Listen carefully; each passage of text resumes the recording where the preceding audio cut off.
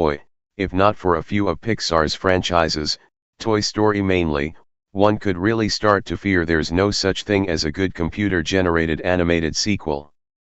I suppose that isn't entirely accurate.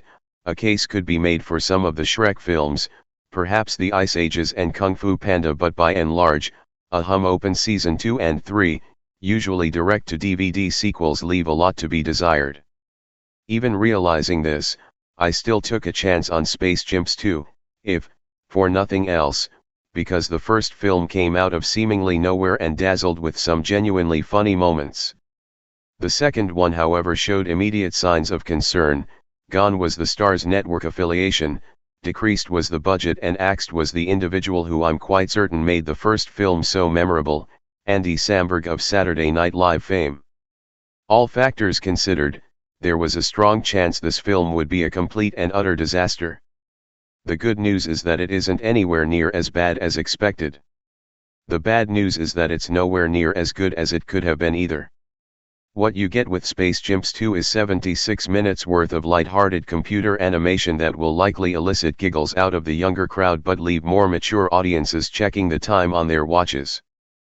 I suppose another way of saying it would be that there is nothing particularly offensive about Space Chimps 2, but in an era where we have been spoiled in this medium by the likes of Pixar and DreamWorks, this one does absolutely nothing to separate itself from the masses.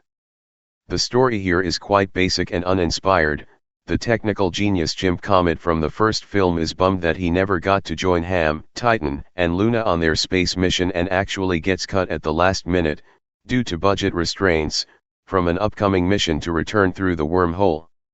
To further crimp his chimp style, it turns out that via the power of the internet and webcams, Comet has become good pals with the bulbously headed alien girl Kilowatt from the first film, and their eventual meeting is a pretty big deal for all involved. Thanks to some mishaps, a little cartoon mayhem, and some laughably inaccurate space/distance traversing, Comet ends up making his disproportionate alien chickie quite a happy little light bulb head. Zardoz in the meantime comes out of his stasis with suspicious ease and finds himself stuck on Earth. Mistaking the chimp Ham for the leader of all humanity, his plans of intergalactic domination pick up right where they left off in the first tale. The plot, in case this summary doesn't do it justice, comes off as almost an afterthought intended to string the various scenes together rather than as the starting point of a genuine story. The point that Comet is generally underappreciated by his peers is driven home so that even the most oblivious viewer can't miss it. The characters have certainly lost a lot of their richness this time around as well. Titan, again voiced perfectly by Patrick Warburton, has taken a turn for the clueless, and Ham, the very star of the first film, is a one-dimensional shell of his former self.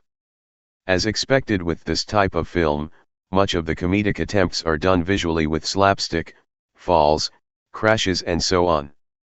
Kids will likely get a rise out of these antics primarily in spite of the paper-thin plot structure. Whereas the first film poked fun of the government, NASA, and humanity in general enough to keep adults entertained, this time around the cleverness is much fewer and farther between. However, and possibly this whole movie's saving grace, these moments haven't been eliminated completely. Scenes where pedestrians hit the runaway alien Zardoz with their car and wonder if such damage would be covered by their insurance, and a dance routine with one of NASA's top scientists in which he busts out, "When I say Hubble you say telescope," keep this one from being a total washout. Of course the majority of the runtime finds puns aplenty, many of which are a bit beyond the scope of the younger viewer but not clever enough to impress the adults. BlackBerry smartphone called the Bananaberry for example. In all, this one had all the makings of an utter disaster but comes off as only a minor one.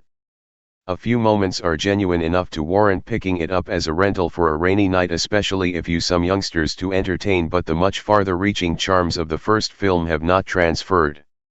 Couple this fact to the 76 runtime and a DVD with virtually no bonuses or special features, and what you get with Space Chimps 2 is a little over an hour of mediocrity.